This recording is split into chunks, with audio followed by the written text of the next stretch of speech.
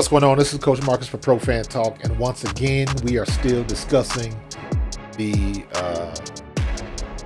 Shaq Lawson and Eagles fan incident. By now, you've seen it. They were talking about it on Undisputed. There's been several reports. It was on Sports Illustrated. It's pretty much gone viral, these clips.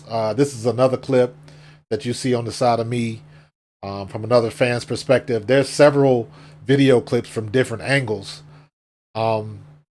that kind of show the whole situation. And I got a couple questions. Like, you can see in the background that Buffalo is on the field and the Eagles are kicking off, which means while a lot of the talking was going on, they were either in a commercial timeout or defense was on the field.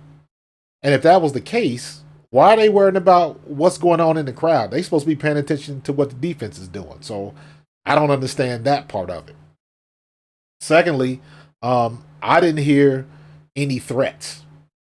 Now, obviously, this was probably going on a lot longer, but I didn't hear any life threats. And I kind of doubt that claim, but it just sounded like regular trash talk to me.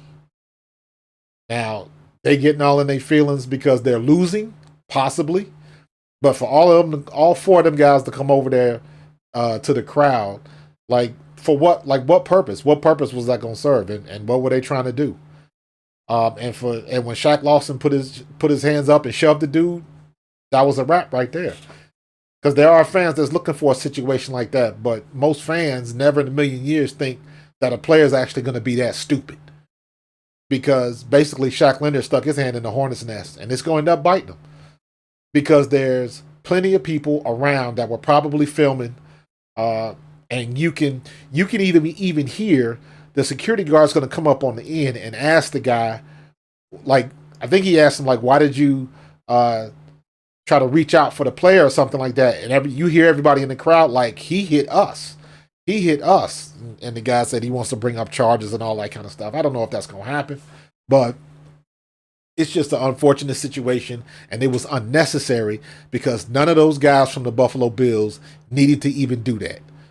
Based on everything that I've seen, and I'm sure there's going to be more information coming out because you done seen everything from different angles, other fans, and everything like that. But the guy that's the focus of the video, who they were coming off talking to, he's the only one that really hasn't said anything. I haven't seen anything on social media. He hasn't he hasn't put a statement out or anything like that. So what that kind of tells me is he keeping quiet because the lawyer is telling him to do so or something like that? Because usually in situations like that, that's the way it ends up. You can never win as a player going to confront a fan because you don't like the way they're booing you or you don't like what they're saying. Never ends up well. The guys in the NBA, there was something that happened the other day in the NBA game with Westbrook. And he got security involved. They get the people out of there. They've had enough of that since the Malice in the Palace back in the day. But football, is too much room that's separating the bench from the stands. You're talking about 10, 20 feet. So, like, what's the point of you going back there? You're not going to jump in the stands and start swinging because you're going to end up going to jail. So that whole altercation was totally unnecessary.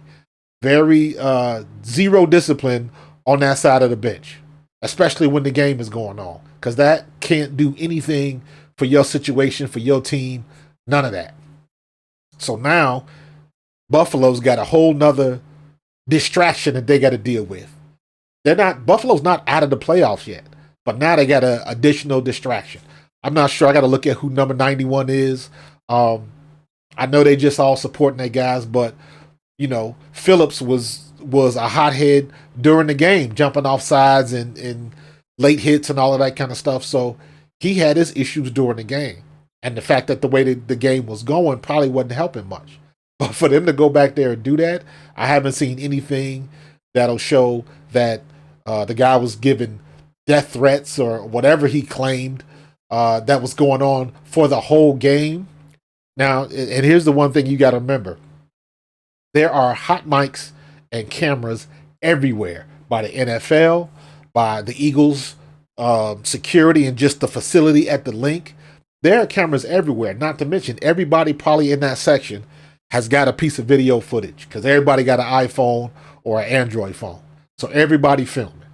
And the minute that dude came over there, what's the first thing they gonna do? Put that phone up because they want to get a piece of it. So totally unnecessary. No mental toughness by them dudes on the bench, right? They put themselves, like I said, they done reached in the hornet's nest, and they probably gonna get bit. Because if that's all he was doing was regular trash talking, and y'all was just butthurt because the way the game is going, that is not a good look. And you know the NFL don't like that anyways. Skip Bayless bashing on Eagles fans and all that kind of stuff, they got nothing to do with it. If y'all think that fans in other stadiums don't do the same stuff, you're absolutely 100% wrong.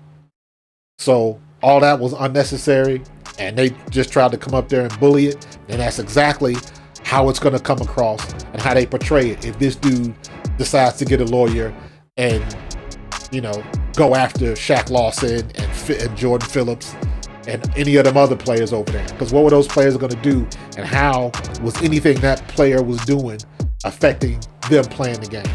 It really wasn't. It really wasn't. So we'll see what happens. It's on the national stage now, so they're going to get what they get.